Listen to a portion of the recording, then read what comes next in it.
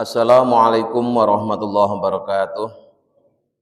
Bismillah, alhamdulillah, assalatu wassalamu ala rasulillah Sayyidina wa maulana Muhammad ibn Abdillah la nabiyya ba'dah wa ala alihi wa man tabi'ah minad dunya ilal qiyamah la haula wa la quwata illa billah amma ba'du. Lillahi ta'ala al-fatihah. A'udzu billahi minasyaitonir rajim.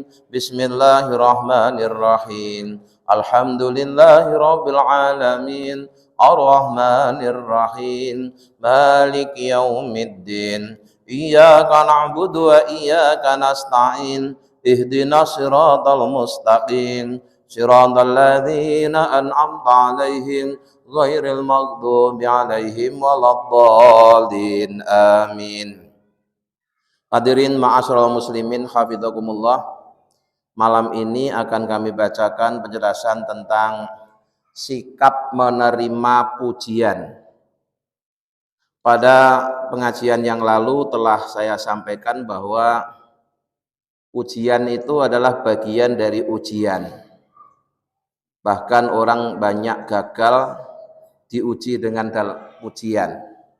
Ya. Ketika dia disanjung, dipuji, justru akhirnya dia terlena, jatuh, terjerumus dalam kebinasaan. Sebaliknya, ada orang yang ketika diuji dengan cacian, kritikan, dia justru malah mensikapi dengan cara yang benar, sehingga dia memperbaiki diri, akhirnya berhasil jadi orang baik. Jadi ujian itu ada dalam bentuk pujian, adalah dalam bentuk cacian. Maka malam ini akan saya bacakan cara mensikapi ketika kita menerima pujian. Syekh Ibnu Athaillah mengingatkan kepada kita, an-nasu yamtahunaka lima yadunnuna fika. An-nasu orang-orang itu yamtahunaka memujimu lima karena sesuatu yadunnuna yang mereka menyangka bahkan meyakini bima ada pada dirimu.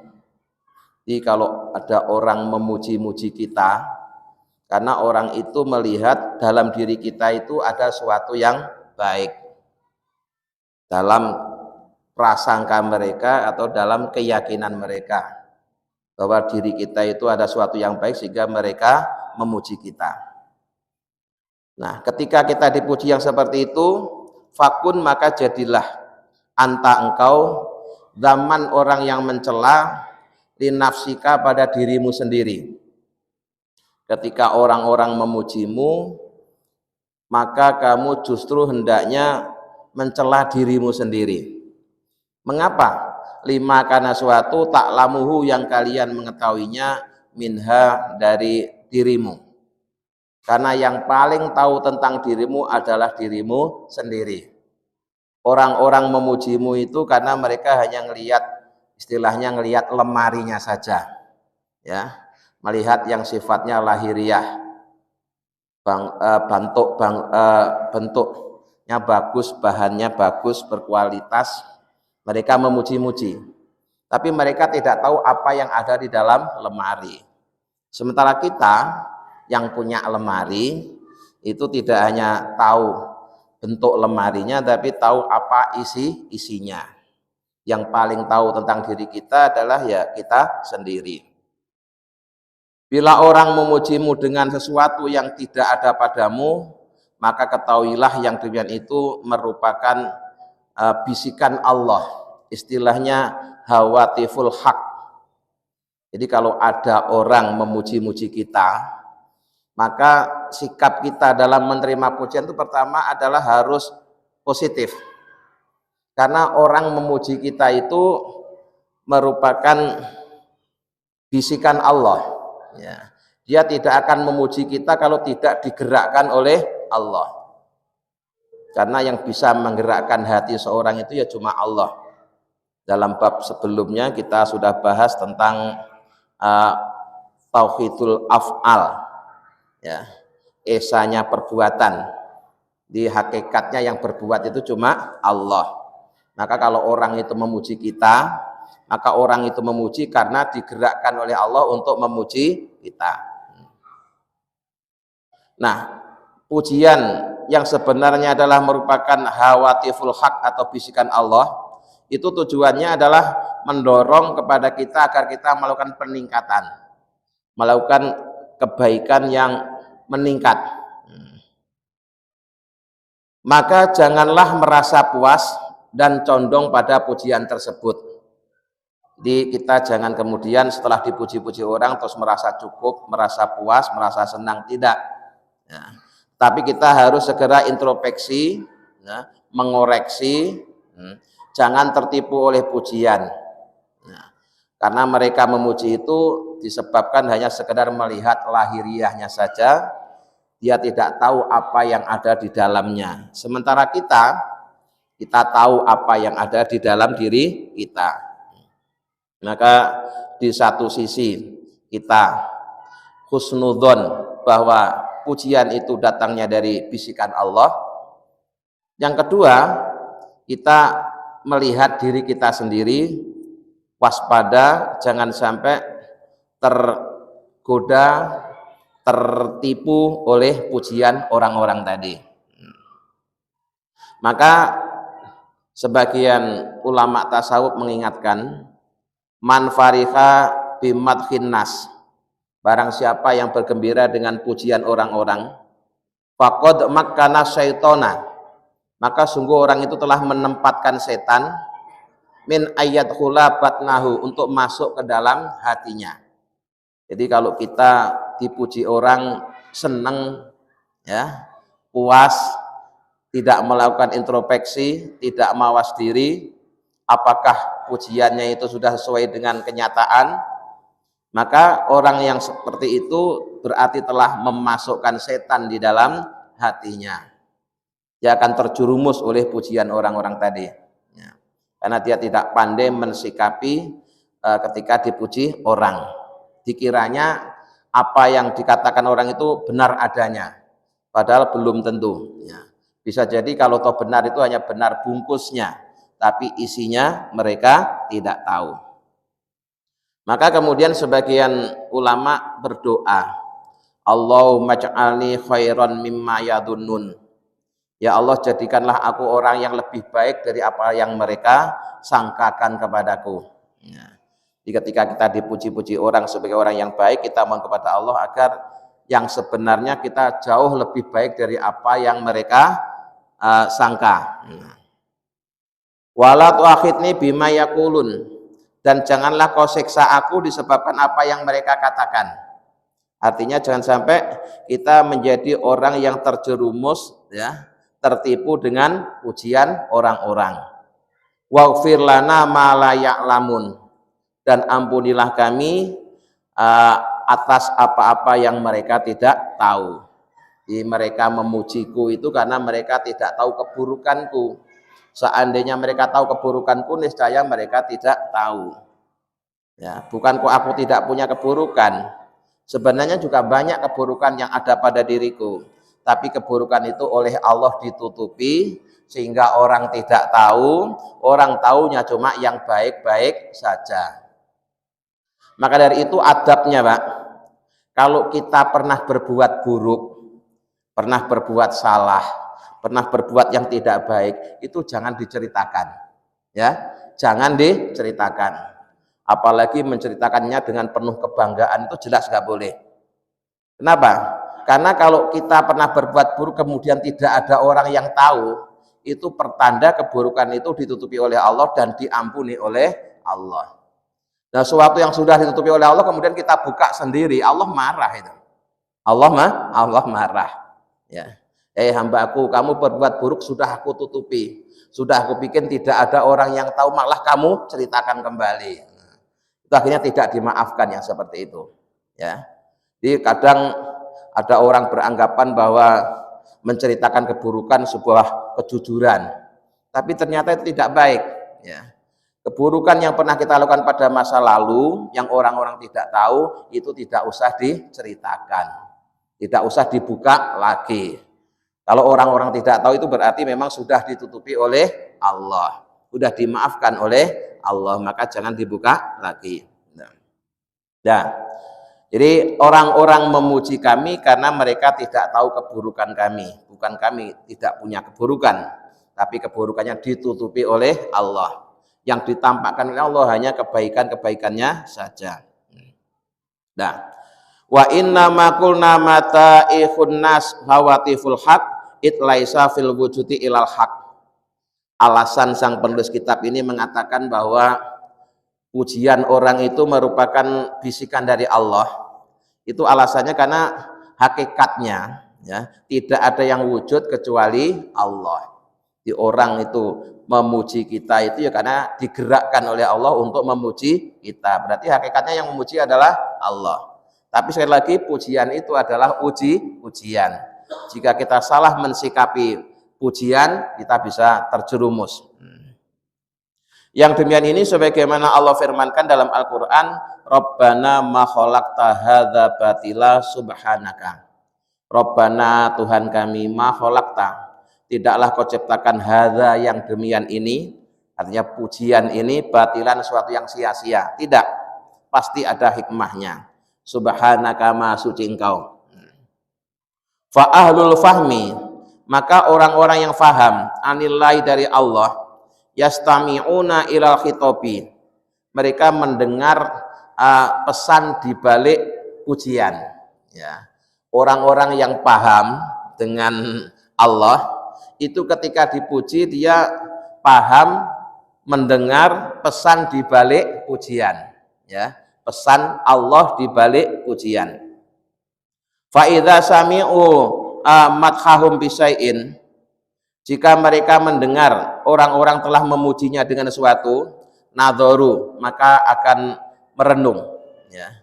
Orang-orang yang paham dengan Allah mendengar pesan di balik pujian itu, ketika dia mendengar pujian ya, dia akan melakukan introspeksi, mawas diri, memeriksa diri.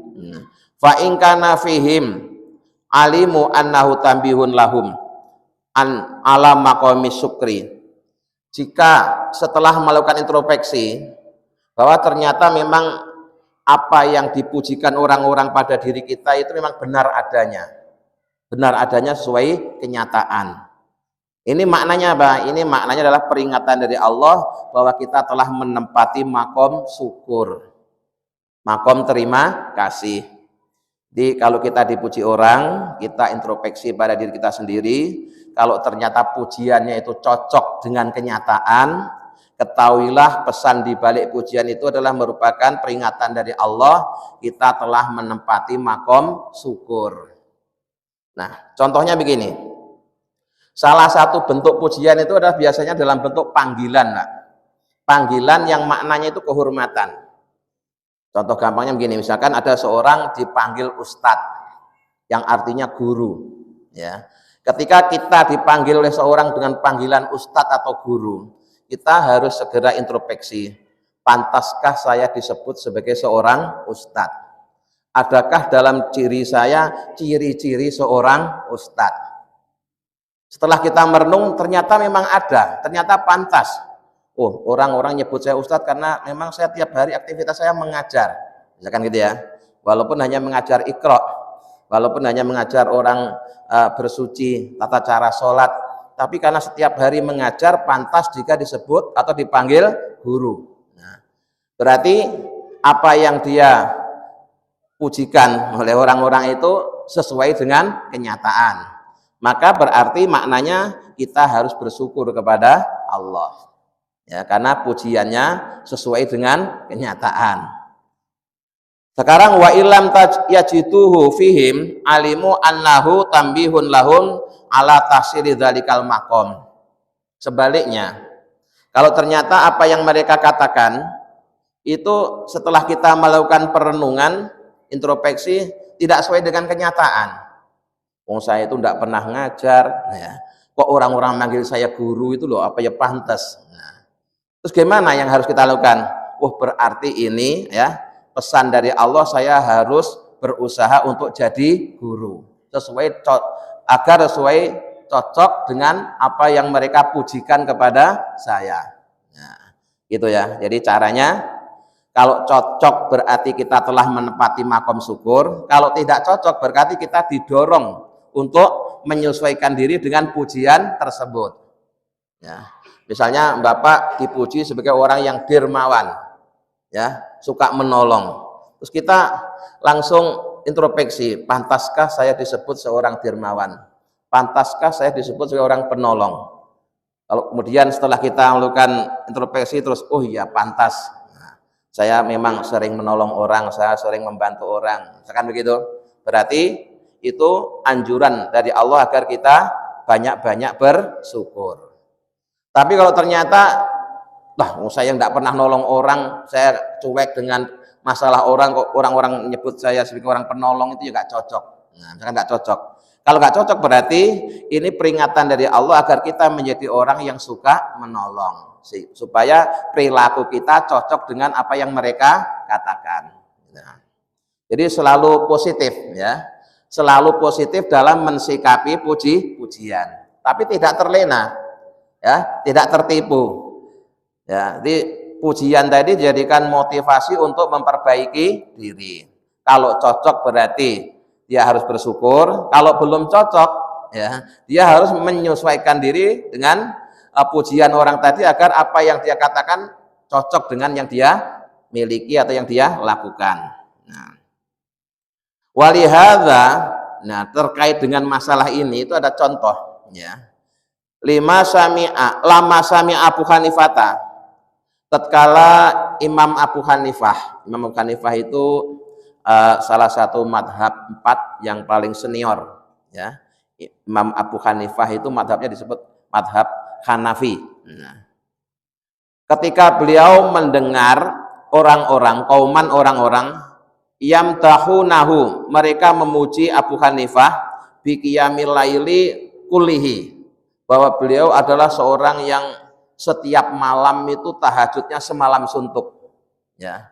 Jadi di sekitar tempat tinggal Imam Abu Hanifah itu orang-orang semuanya pada memuji, semuanya membicarakan kebaikan Imam Abu Hanifah, bahwa beliau itu orang yang setiap malam tahajud semalam suntuk.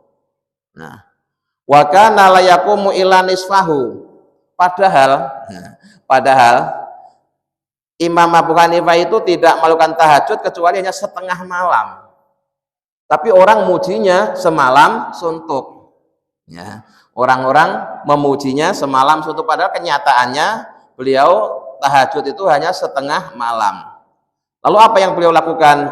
Ja'ala yaqumul laila kullahu. Akhirnya sejak ada orang-orang yang memuji bahwa beliau adalah orang yang kalau tahajud semalam suntuk, akhirnya yang tadinya beliau melakukan hanya setengah malam digenapi jadi semalam suntuk. Sehingga apa yang beliau lakukan itu cocok dengan apa yang dipujikan oleh orang-orang. Ini sikap, ya, dalam menerima pujian, sehingga tidak tertipu tapi justru malah semakin baik. Ya, semakin baik. Di sebelumnya sholat malamnya hanya setengah malam. Tapi karena orang-orang heboh, orang-orang memuji-muji bahwa beliau adalah kalau sholat malam itu semalam suntuk, akhirnya beliau mewujudkan apa yang mereka katakan, bahwa sejak itu beliau kalau sholat malam semalam suntuk. Nah, itu caranya begitu, ya, caranya begitu. Jangan terus malah setelah dipuji terus bangga, saya kok, ya, akhirnya terus malah membanggakan pujian. Itu namanya orang tertipu, ya, namanya orang tertipu.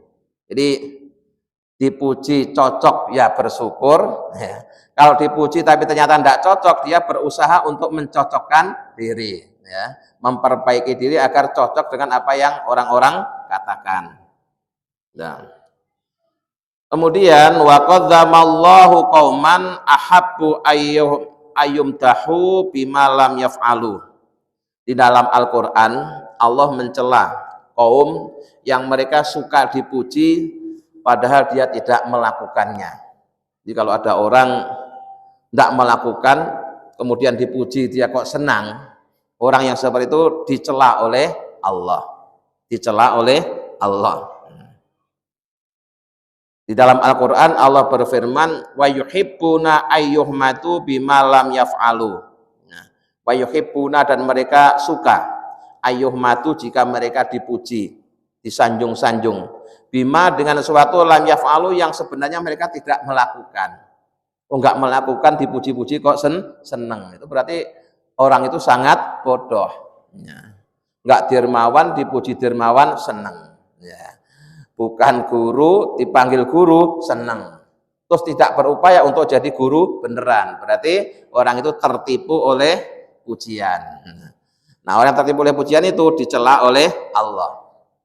Nah, fala tahsabannahum, maka janganlah sekali-kali kalian menyangka mereka bimafazatin dengan bebas minal adzabi dari azab. Ya. Orang-orang yang senang dipuji padahal dia tidak melakukan, jangan kau kira bahwa mereka akan terbebas dari azab Allah. Mereka akan dituntut oleh Allah. Ya. Kamu senang dipuji sebagai ahli tahajud, tapi kenyataannya tidak pernah tahajud, disiksa oleh Allah. Tapi kalau misalkan sebenarnya dia tidak terbiasa tahajud, tapi orang-orang memuji tahajud, akhirnya dia jadi rajin tahajud, itu berarti kan bagus, ya, sesuai dengan pujian orang-orang. Nah, ini hanya senang tapi tidak melakukan, ya, senang dipuji tapi tidak melakukan apa-apa. Maka jangan kira yang dengan itu kemudian nanti akan bebas dari pertanggungjawaban. Dia akan dimintai pertanggungjawaban oleh Allah. Wa qala Muhasibi, dan telah berkata Syekh Imam Muhasibi radhiyallahu anhu, semoga Allah meridhoinya. Masalul ladzi, perumpamaan orang yafrahu yang bergembira bimadhil batili, dengan pujian yang salah. Itu kaman seperti orang yuqalu yang dikatakan lahu kepadanya al-utratul lati tahruju min jaufika laha raihatul miski. Bau yang keluar dari mulutmu itu wangi seperti minyak wangi.